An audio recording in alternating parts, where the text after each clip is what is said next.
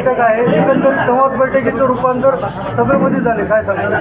आता समाजाच्यावर अन्याय फडणवीस साहेब करायला लागलेत म्हणल्याच्यानंतर समाज तर एकत्र येणारच ना. शेवटी दडपशाही आणि कायद्याचा गैरवापर करून गुंडगिरी जर फडणवीस साहेबांना करायचं असेल आणि मराठ्यांना खोटं आरक्षण देऊन फसवायचं असेल, दोनदा फसवलं त्यांनी आत्तापर्यंत, त्यामुळे समाजाला तर एकत्र यावंच लागणार. कार्यक्रम झाला हिंगोली जिल्ह्यामध्ये, ते असं म्हणतात की छत्रपती शिवाजी महाराजांची मी शपथ घेतलेली पूर्ण केली. आरक्षण रद्द करू, नोकरीत फायदा नाही पुन्हा आता जी भरती त्याच्यात फायदा नाही. शपथ घेऊन काय केलं?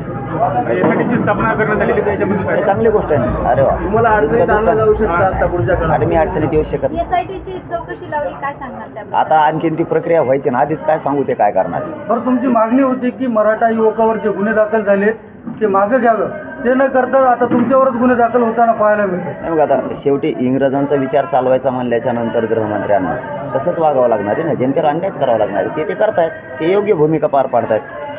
कारण त्यांचे स्वप्न वेगळे वेगळे आहेत. फक्त सत्ता पाहिजे, जनता नाही पाहिजे. सत्तेसाठी कोणाला पण फोडायचं, कुंकडून बी आणायचं, पण सत्ता भोगायची. पण हे लई दिवस टिकत नसतं.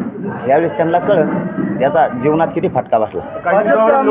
भाजपच्या आमदारानं तुमच्यावर टीका केली आहे. असे लई आहेत. 900 एकरवर सभा घेण्याचा, आचारसंहितेच्या आधी 900 एकरवर सभा घेण्याचं ठरलंय अशी चर्चा आहे. नाही आचारसंहिता आणि त्याच्यानंतर आचारसंहितेत घ्यायचं नाही असं काही रूल आहेत का?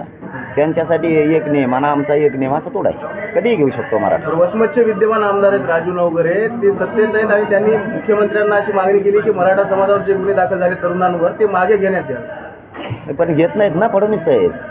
फडणवीस साहेब द्वेष, शेवटी मराठ्यांचा द्वेष त्यांना कमी नाही ना होऊ द्यायचा. फक्त सत्ता भोगायची, कोणाला फोडायचं, सत्ता भोगायची, फक्त एवढंच पण आहे. ते असे फोडाफोडी कुठाने अशा चौकशा लावायच्या, हे असलं गैरवापर करून लोक घ्यायचे. त्यांनी जनता विरोधात जाणारच आणि ती चालली. चला, धन्यवाद. तुम्ही उमेदवार उभे करणार आहात लोकसभेत? नाही, मी नाही, ते समाजाचा निर्णय माझा. काय होईल याचा परिणाम, काय होईल?